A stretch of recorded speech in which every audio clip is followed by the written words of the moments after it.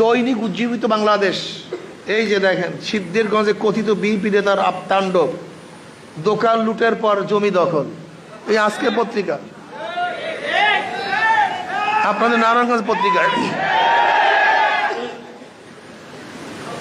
এই কারণে রক্ত দিয়েছিলাম, এই কারণে মানুষ শহীদ হয়েছিল, এই কারণে আবু সাইদ মুগ্ধ জীবন দিয়েছিল, এই কারণে হাজারো আমাদের যুবক সন্তানেরা বিকলাঙ্গ হয়েছিল, অন্তত স্বীকার করেছে, হাত নাই পাও নাই, এই লুট এবং জমি দখল করার জন্য।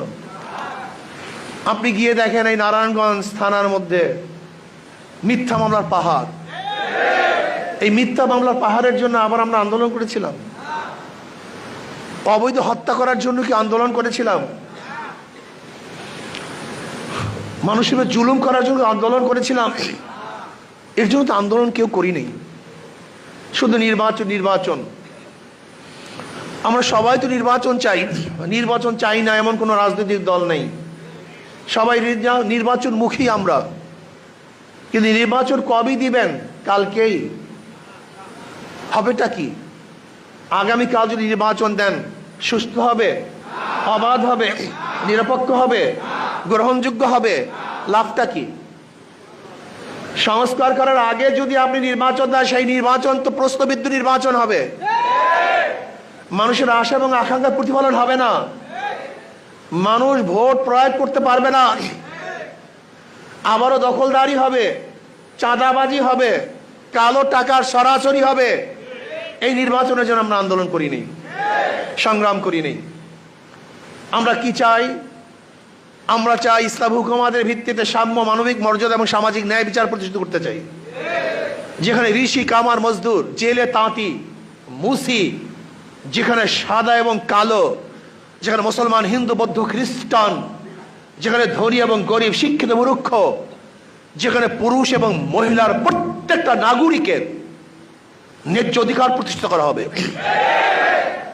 প্রত্যেকটা শ্রমিকের ন্যায্য প্রাপ্তি তাদেরকে দিয়ে দেওয়া হবে, চাকরিজীবীরা নির্বিঘ্নে চাকরি করবে, টেলিফোনে পদোন্নতি হবে না, যোগ্যতার ভিত্তিতে পদোন্নতি হবে, যেখানে ছাত্রদের কোনো অবস্থাতে কোঠাভিত্তিক থাকবে না, যোগ্যতার ভিত্তিতে তারা চাকরি পাবে, যেখানে প্রত্যেকটা মানুষ অধিকার ফিরে পাবে, বিচারকরা কাউরি ইশারায় বিচার করবে না, বরং ন্যায্য বিচার প্রতিষ্ঠিত করবে। এরকম বিচারনা আমরা চাই। প্রিয় সাংবাদিক বন্ধুরা, আপনি কি দেখেছেন? আওয়ামী লীগের আমলে কারোর জামিন হয় নাই, কিন্তু আওয়ামী লীগ পরিবর্তন হওয়ার পরে সবার জামিন হয়ে যায়। এর কারণটা কি? কোর্ট তো সেই আগেরই কোর্ট, জজ কোর্ট তো সেই আগেরই জজ কোর্ট, ওখানে তো একই জজরা বসা, ওই হাইকোর্টের মধ্যে একই বিচারক বসা। তা আওয়ামী লীগের আমলে তারা জামিন দিতে পারে নাই, এখন জামিন দিচ্ছে কিভাবে? আবার অনেক আওয়ামী লীগের লোক অ্যারেস্ট হয়েছে, তারা জামিনের জন্য মুভ করতে পারছে না। কারণটা কি? তাই বিচারক কার ইশারায় বিচার করে? সরকারের ইশারায়? এরকম বিচারক আমরা চাই না, এরকম বিচার ডিপার্টমেন্ট আমরা চাই না। বিচারকদের স্বাধীনতা চাই, বিচারকরা ন্যায় বিচার প্রতিষ্ঠিত করবে, যেখানে কারোর ইশারায়, কারোর প্রেসারে বিচার হবে না। যদি আইনের ফাঁকে সবাই মুক্তি পেয়ে যায়, আমার কোনো আপত্তি নেই, আর আইনের আওতায় যদি আমিও অ্যারেস্ট হই, আমার কোনো আপত্তি থাকার কথা না। ওই চেন্নাই, চিটাঙ্গের যদি বিচারক তাকে জামিন দিয়ে দেয়, আইনের আওতায় সে জামিন পায়, আমার কোনো আপত্তি নেই, কিন্তু আমি এরকম বিচারালয় চাই। চেন্নাই যদি আইনের ফাঁকে জামিন নিতে পারে, আমার কোনো আপত্তি নেই। বিচারকদের স্বাধীনতা চাই। একটা ভালো দেশ, ভালো কান্ট্রি, এর সবচেয়ে বড় মানদণ্ড কি? সবচেয়ে বড় মানদণ্ড রাস্তা না, ঘাট না, খাদ্য না, সবচেয়ে বড় মানদণ্ড হলো বিচার বিভাগের স্বাধীনতা। একটা ভালো রাষ্ট্রের মানদণ্ড হলো বিচারালয়ের স্বাধীনতা। আমি চাই বিচারকরা স্বাধীনভাবে বিচার করবে, আমি চাই আমার ব্যবসায়ীরা স্বাধীনভাবে ব্যবসা করবে, আমি চাই আমার শ্রমিকরা স্বাধীনভাবে শ্রম দিবে এবং মালিকরা ন্যায্য প্রাপ্তি তাদেরকে যথাযথ টাইমে প্রদান করবে। কেন আন্দোলন করতে হবে, সংগ্রাম করতে হবে আমার টাকার জন্য? নবী আলাইহিস সালাতু ওয়াস সালাম বলেছেন, শ্রমিকদের ঘাম শুকাবার আগে তার প্রাপ্তি দিয়ে দাও। আমি সেই জিন্দেগি দেখতে চাই, সেই সময় দেখতে চাই যখন শ্রমিকরা তাদের অধিকারের জন্য আন্দোলন করার প্রয়োজন হবে না, বরং মালিকরা নিজেদের থেকেই তাদের অধিকারকে তাদেরকে দিয়ে দিবে। সেই দিন আমি দেখতে চাই। আমি চাই আমার একটা মা বোন যেন ধর্ষিতা না হয়, আমার একটা মা বোন যেন ইফতিজিমের শিকার না হয়, বাংলাদেশের মধ্যে আমার একজন মা বোনও যেন না খেয়ে না থাকে, বাংলাদেশের মধ্যে আমার কোনো মা বোন যেন অত্যাচারিত না হয়, মিসকিন এতিম সমস্ত ব্যক্তিদের জন্য পেট ভরা থাকে, অন্ন বস্ত্র বাসস্থান শিক্ষা এবং চিকিৎসার গ্রান্টি আমি চাই। আমি কি চাই? আমি চাই এদেশের প্রত্যেকটা মুসলমান ধর্ম পালন করবে, হিন্দু বৌদ্ধ খ্রিস্টান নির্বিঘ্নে তারা তাদের ধর্ম পালন করবে, কেউ বাধা দিবে না। আমি কি চাই?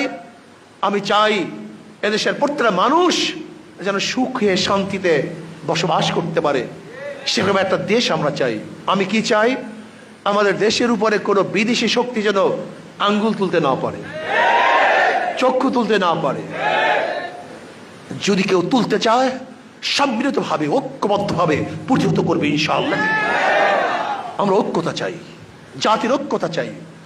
যেরকম জাতি ঐক্য হওয়ার কারণেই ফ্যাসিস্টের বিরুদ্ধে আন্দোলন করে সাকসেস হয়েছিলাম, আজকেও যদি দেশের কল্যাণে আমরা ঐক্য থাকি তাহলে ইনশাআল্লাহ এই দেশকে কেউ ধ্বংস করতে পারবে না। আমি অন্তর্বর্তী সরকারকে বলবো, ভ্যাট ট্যাক্স বাড়াবার চেষ্টাও করবেন না, এই কাজ করতে গিয়ে না, এটা আপনার জন্য ঠিক না। আপনারা কমাবেন, আপনি বাড়ান কেন? কমাবার কি পলিসি সেটা অ্যাডাপ্ট করেন, বাড়াবার পলিসি কেন? এটা করবেন না, ভুল করবেন। আপনি কিভাবে টাকা সংগ্রহ করবেন? চুরি বন্ধ করে দেন, ঘুষ বন্ধ করে দেন, সিন্ডিকেট বন্ধ করে দেন।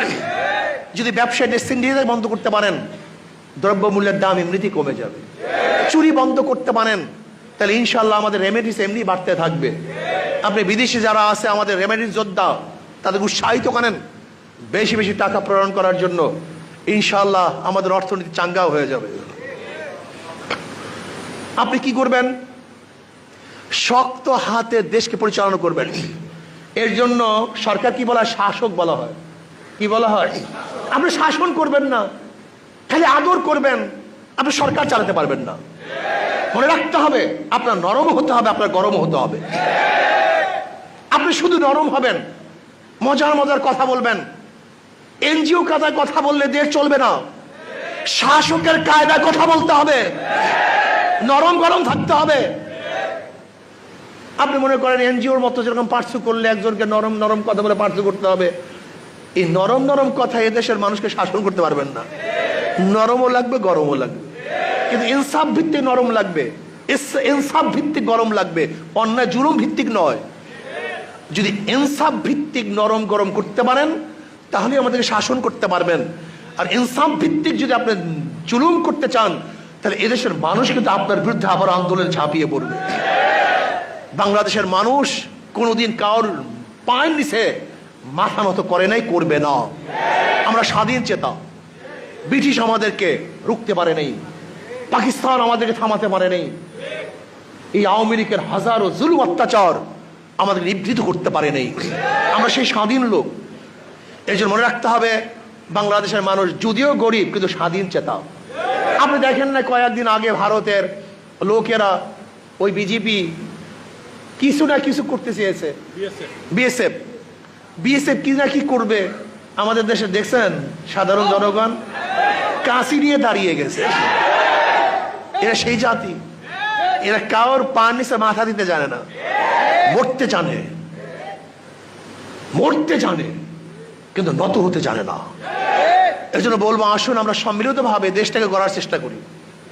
আর প্রিয় ভাইয়েরা আমার, ইসলাম ব্যতীত সবুজ বাংলা, নতুন বাংলা, সোনার বাংলা, ডিজিটাল বাংলা, স্মার্ট বাংলার দ্বারা মানুষের শান্তি আসবে না।